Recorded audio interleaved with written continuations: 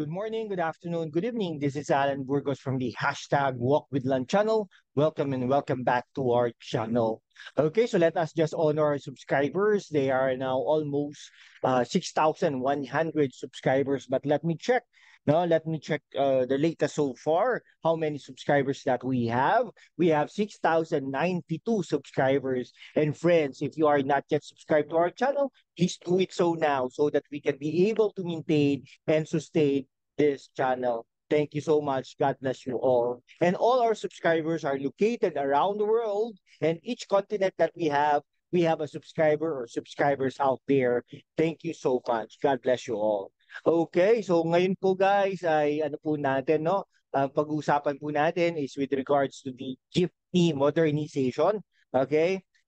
Doon po tayo sa jeepney modernization, no? Actually, nung ano pa yan, no? December 31 dapat yung pinaka ano, no? Pinaka deadline ng modernization. Ibig sabihin, dapat wala na pong gumagalang mga jeepney, no? Yung old jeepneys po, no? Yung jeepney na nakasanayan na natin here in the Philippines, okay? If you phase out na po yan, ang papalit po dyan ay yung modern jeepney, pero hindi naman po siya modern jeepney. Okay? Ano siya parang coaster, parang van, pero naka ano siya, no? Naka tawag dito, may mga upuan, pwede kang tumayo talaga, hindi ka sasabit, something like that. No? So nakaano rin po natin, no? Na-discuss din po natin dito sa ating programa yung pagkakaiba o kaya bakit wala pang pake ang mga Pilipino sa modernization, something like that. Okay?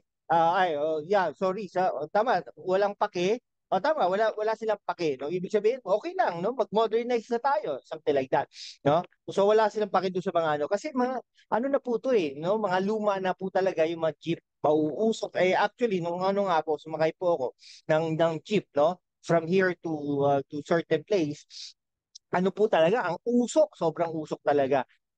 Grabe po talaga yung ano, yung naranasan po natin doon. No, hindi ko naman sinasabing ano, pero dapat po talaga modernize na, no? Yun po ang tingin ko. Kaya lang, problema po, no? Parang nakipag-meeting po ang mga jeepney operators sa Speaker of the House. Okay?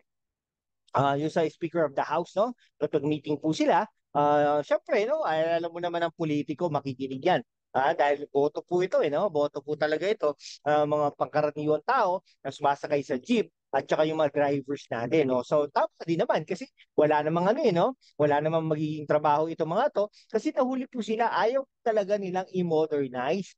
Kumbaga, pero marami po yung mga drivers, no? Yung mga masinop, yung mga hindi umiinom dyan, etc. Uwi sa bahay, gano'n. Malaki din po ang kita niyan, ha? Talagang kung malakas po ang pasada. Okay. Kaya lang po ang problema is ano, yun nga po yung kalidad ng serbisyo, yung kalidad ng kanilang mga jeepney, no? Ang tukso, ang dumi, minsan yung mga ibang drivers ang bibilis magpatakbo, no? Tapos mga suplado, hindi nagbababa sa mga tamang babaan at babaan, tapos nagsasakay sa hindi tamang sakayan. Okay, ganun po ganun po talaga ang ano, based po sa aking experience no bilang mananakay. Talaga po ano, napakahirap po sumakay diyan, no? So pero nung naranasan po natin, no, nung naranasan po natin na makasakay no doon sa modern jeep ay okay naman, ha? Actually, ano nga no, piso lang nga ang difference between yung ano, yung modern jeep na tinatawag nila versus dun sa lumang jeep, no? So dito sa isang place na to, papunta sa isang place, yung old jeep 35 pesos, okay? Yung modern jeep is 36 pesos. Anong difference sila? Naka-aircon yung isa, no? Mabilis yung isa, no? I mean, ang ano sobrang galing, sobrang bilis nung modern jeep, something like that, no? Pero yung old jeep no? Hindi po talaga maganda. So sana po talaga sumabay sila doon sa modernization na yan. No, now, ano rin sa isang banda ano rin no, aalisin mo din yung pangkabubuhayan nila at yung property nila no, yung chicas po na yon ay they are considering that as a property. No, sa kanila po yun eh.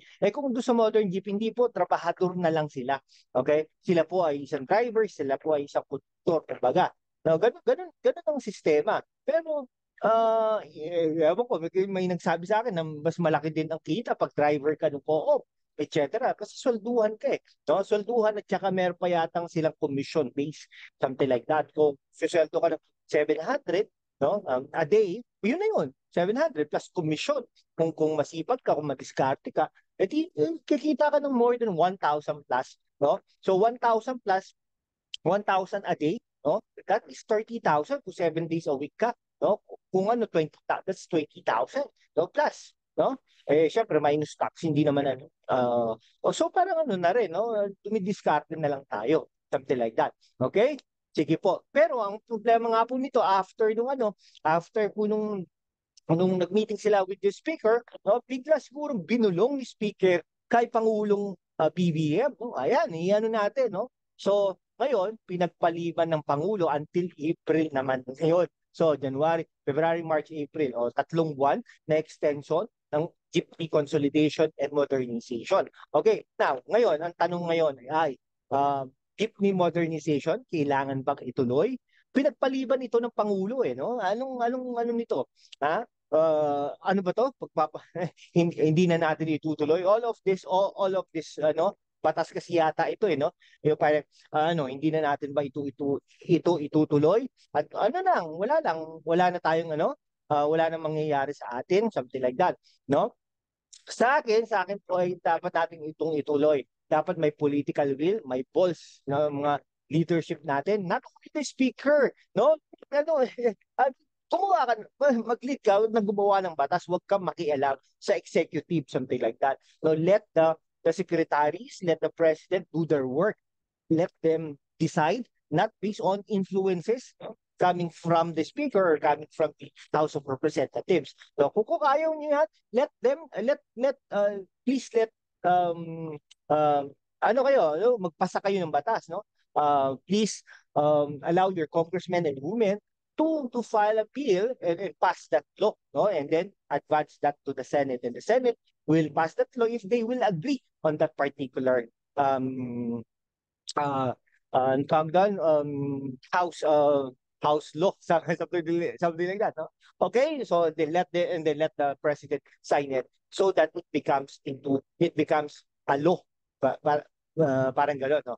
Pero okay, so sa akin po ano po 'yan, no? Dapat nating ituloy. Kayo bayan, kung kayo ang tatanungin, no? Ang jeepney modernization ba kailangan bang ituloy? Bayan, kayo sumagot niyan. Mag-comment lang po kayo. Sasagutin natin yan as much as we can. And then here on this particular channel, you can be able to write all of your comments. Thank you so much, guys. God bless you all.